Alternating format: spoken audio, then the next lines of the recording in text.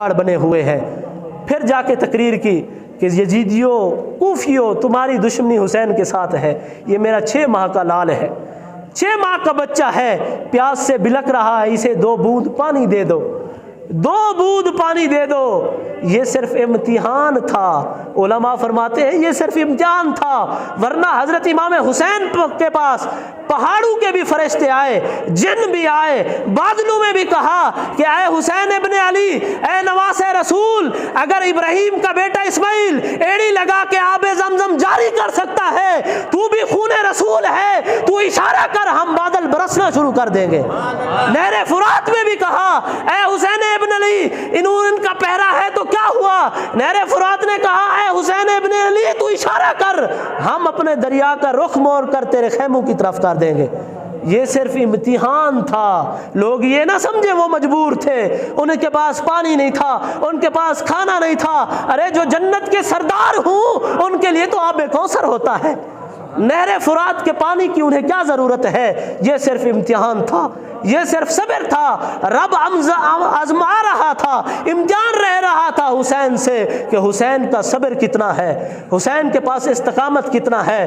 तो आगे शिमर ने कहा, खोली ने कहा इब्ने ज़ियाद को, अगर तूने थोड़ा सा भी पानी दिया तो ये खुद पी लेंगे, अपने घर वालों को पिलाएंगे।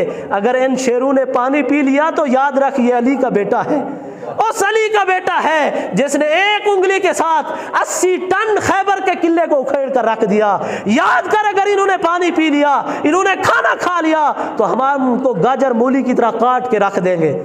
तो उधर से शिमर ने तीर चलाया, अली असगर 6 माह के हाथों में उठाए हुए गर्दन से पार होता हुआ इमाम हुसैन के बाजू में पिवस्त हो गया। फिर भी देखे सब्र कर, फिर भी देखे इमाम हुसैन का सब्र, गिरबान नहीं चाका, मातम नहीं किया, शोर नहीं किया। अली असगर को ले गए खेमे में लिटाया और कहा ऐ मेरी अहले बैत, अब मेरी बारी है, अब मैं जाने के लिए तैयार हूँ। सैयदा ज़ैनब ने कहा कि आप रुक जाएं, छोटे बच्चों ने कहा, ओनो मोहम्मद ने कहा हमें पहले जाने दें, आप रुक जाएं। तो आपने फरमाया नहीं, अब मेरे सारे शहजादे शहीद हो गए, अब मैं खुद जाऊँगा। आप देखें कि इमाम हुसैन ने जब घोड़े को एड़ लगाई, पहले कदम पर हज़रत अब्बास की लाश पड़ी हुई थी, दूसरा कदम पर अली अकबर की लाश पड़ी हुई थी, तीसरे कदम पर ओनो मोहम्मद की लाशें पड़ी हुई थी, अहले बैत की लाशें दर दर के आगे आगे हर कदम पर पड़ी हुई थी, अली असगर की 6 माह की लाश पड़ी हुई थी। लेकिन इमाम हुसैन ने कहा नहीं, मैं अपने नाना की शरीयत को बचाने के लिए जाऊँगा। खुद तसव्वुर करें ना यार, इस वक्त को तसव्वुर करें, जहन में लाएं कि इतनी लाशें सामने हों और आगे जुल्म हो, फिर भी इमाम हुसैन का सब्र देखो। जब आगे गए तकरीर की तो सिर्फ हुर जो है वो यजीदियों के लश्कर से निकल कर इमाम हुसैन के लश्कर में आया। तो हुर ने पूछा कि आप नवासे रसूल हैं, आप नबी करीम के कंधों पर सवारी करते रहे, 3 दिन तकरीर की है, सिर्फ बात आपकी मुझे समझ आई है, मैं आपके लश्कर में शामिल हुआ हूँ, ये वजह क्या है?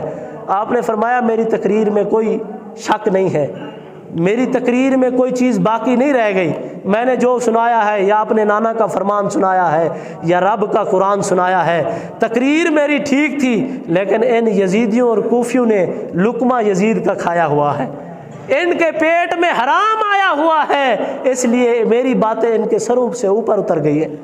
तो इमाम हुसैन ने जाकर, और जब आपने मुकाबला किया, कई कूफियों और यजीदियों को वासिल जहन्नम किया, आखिर में जब ज़ख्मों से चूर हो गए, तारीख में आता है 360 ज़ख्म थे जिस्म पर, 360। आपने फिर फरमाया इब्ने ज़ियाद अब मुझे नमाज पढ़ने दे। तो शिमर ने कहा अब ये बहाना ढूंढ रहे हैं, कुर्बान जाऊं, हम भी हुसैनी हैं। हुसैन ने करबल के मैदान में जाकर भी नमाज को नहीं भूला, नमाज याद रही। हमारे पास सब कुछ है लेकिन हम नमाज भूल गए। हम हैं हुसैनी, ज़िक्र हुसैन भी सुनते हैं लेकिन फ़िक्र हुसैन पर अमल नहीं है। आपने कहा 2 रकात नमाज पढ़ने दो। जब आप सजदे में गए तो खोली ने कहा यही वक्त है, सर कलम कर दिया जाए, अगर शेर दोबारा उठाया तो हमारी सफ़ों को चीड़ फाड़ के रख देगा। सर सजदे में था, सर कलम हो गया। سر قلم ہو گیا۔ اور کسی نے کیا خوب کہا، سجدے تو سب نے کیے، حسین تیرا نایا انداز ہے، جو تو نے سجدہ کیا اس پر رب کو بھی ناز ہے۔ حسین سر کٹ کر بھی نیزے پر تلاوت کر رہے ہیں قرآن کی، ہم صحت مند ہو کر بھی قرآن کو نہیں اٹھاتے۔